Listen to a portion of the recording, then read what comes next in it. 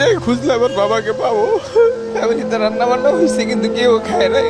আমরা ঈদের মধ্যে আমার বাবা ছাড়া খুব কষ্ট করে কাটাইতেছি। আমি ঢাকায় বনানীতে থাকি, আমার একটা ফোন ফ্যাক্সের দোকান আছে, আমি মোবাইলের সার্ভিসিংয়ের কাজ করি।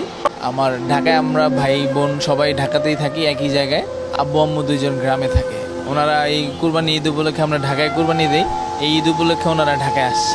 তো আব্বু কিছুটা ভুলে যায়, এর জন্য আমরা কোথাও হয়তো বা একা যেতে দিই না। কিন্তু আমার বোনের বাসা খুব কাছাকাছি হওয়াতে আব্বু নিজেই একা একা যাওয়ার জন্য খুব জেদ করছিল। তারপরেও ভাতিজারে বলছিলাম সাথে যাওয়ার জন্য, তো আব্বু বলছে না যাওয়া লাগবে না, আমি একাই যেতে পারবো, এর জন্য তাকে ছাড়া আর কি। তো এতটা কাছাকাছি কিন্তু আমরা বুঝতে পারি নাই যে এরকমের কোনো মিস্টেক হয়ে যাবে। এর জন্য কালকে থেকে আমরা এই পর্যন্ত খোঁজাখুঁজি করতেছি, সবাই ভাইটাই যারা আছি বন্ধু বান্ধব নিয়ে খোঁজ করতেছি। তো আমাদের মহল্লার এরিয়াতে মসজিদে মাইকিং করছি, মহল্লাতে খোঁজাখুঁজি করছি, কালকে রাত থেকেই অনেক জায়গায় খোঁজাখুঁজি করছি।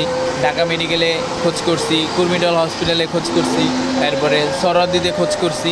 তো অনেক জায়গায় খোঁজ করার পরেও কোথাও খোঁজাখুঁজি করেও পাচ্ছি না। এর জন্য আজকে গুলিস্তানের দিকে আসছি ছবি নিয়ে, দেখি কোথাও পাওয়া যায় কিনা।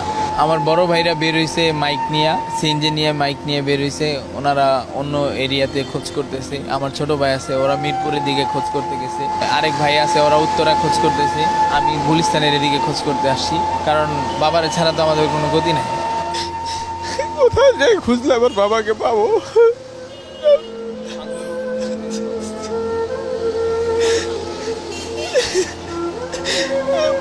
বাবা না থাকলে মনে হয় পৃথিবীতে বাঁচতে পারবো। আমাদের জীবন কোনো আনন্দ নাই। ফ্যামিলিতে রান্না বান্না হয়েছে কিন্তু কেউ খায় নাই, এখনো খাবারগুলো পড়ে আছে, কেউ খেতে পারতেছে না। বাবা ছাড়া কি খাবো। আমরা ঈদের মধ্যে আমার বাবা ছাড়া খুব কষ্ট করে কাটাইতেছি।